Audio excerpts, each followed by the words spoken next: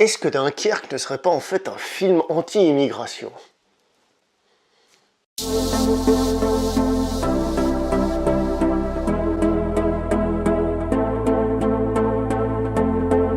Bonjour et bienvenue pour cette nouvelle post-projection. Aujourd'hui, je vais vous parler du nouveau film de Christopher Nolan, Dunkerque.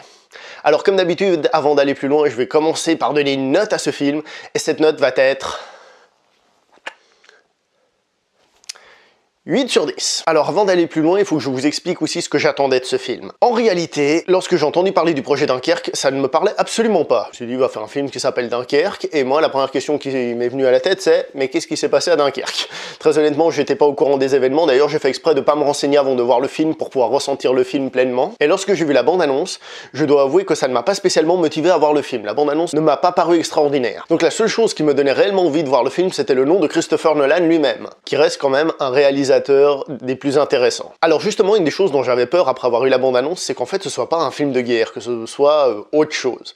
Et malgré les apparences, c'est un vrai film de guerre, dans le sens où il y a des explosions, où ça tire, où il y a des morts. Ça, dans ce sens-là, c'est totalement un film de guerre. Donc on ne se fait pas avoir sur la marchandise. Mais c'est quand même un film de guerre un petit peu différent, car en effet, dans ce film-là, nous n'avons pas des soldats qui doivent par exemple prendre une position, donc qui sont à l'offensive pour conquérir quelque chose, ou alors au contraire, des soldats qui gardent une position, qui sont en train de défendre, un film d'assaut, mais en fait c'est un film sur la fuite.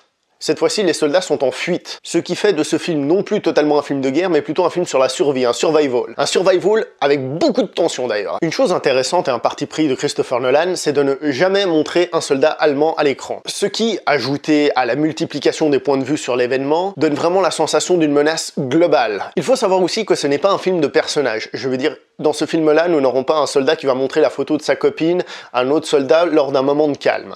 C'est vraiment un film qui montre les événements, de manière peut-être un peu crue, ce qui de ce point de vue-là le rapproche de certains films comme par exemple le classique Tora Tora Tora. Les acteurs, bien que la plupart pour moi soient de parfaits inconnus, sont très bons. Il est rigolo de constater que Christopher Nolan ne doit pas vraiment aimer le visage de Tom Hardy parce que c'est la deuxième fois qu'il joue avec, et c'est déjà la deuxième fois qu'il cache son visage pendant tout le film. Pour être honnête, et bien que je n'ai pas cherché pendant 10 ans parce que le but n'est pas de chercher juste pour casser un film, comme ça, de base, je ne vois pas de défaut majeur à ce film, ce qui est donc une très bonne qualité. Qu'est-ce qui fait alors que je ne mets pas une meilleure note à ce film? Eh bien tout simplement que comme c'est un film qui joue beaucoup sur la tension, pas l'attention mais la tension, et bien justement des fois j'ai perdu l'attention. Des fois je suis un peu sorti du film. Je dois avouer que c'est aussi à cause de la projection dans la salle où j'étais, où au début il y a eu un souci avec les sous-titres, on a dû recommencer le film et tout ça, alors qu'à la première fois j'étais dedans. Ça n'a pas aidé à ce niveau-là, mais du coup, plusieurs fois je suis sorti du film et je n'étais pas à fond dans la tension du film. Et ça, forcément, sur un film qui joue beaucoup là-dessus, et ben ça a un petit peu pénalisé ma vision du film. Petite remarque intéressante en comparaison de la vidéo précédente que j'avais fait sur Spider-Man Homecoming quand je parlais du MCU, du Marvel Cinematic Universe. Ici, je suis content parce qu'on retrouve le principe d'un blockbuster, mais d'un blockbuster bien fait, qui a un début et une fin. Ça, c'est le genre de blockbuster qu'on a le plus envie de voir. C'est-à-dire des blockbusters qui racontent quelque chose, qui ont de l'ambition, pas juste des produits formatés par des producteurs qui doivent correspondre à un cahier des charges. Ici, on a vraiment l'impression d'avoir un vrai film, et ça fait vraiment plaisir. Bon voilà à peu près ce que j'avais à dire sur ce film, donc je vous laisse l'honneur d'aller le découvrir au cinéma, parce que ce serait bête de le rater.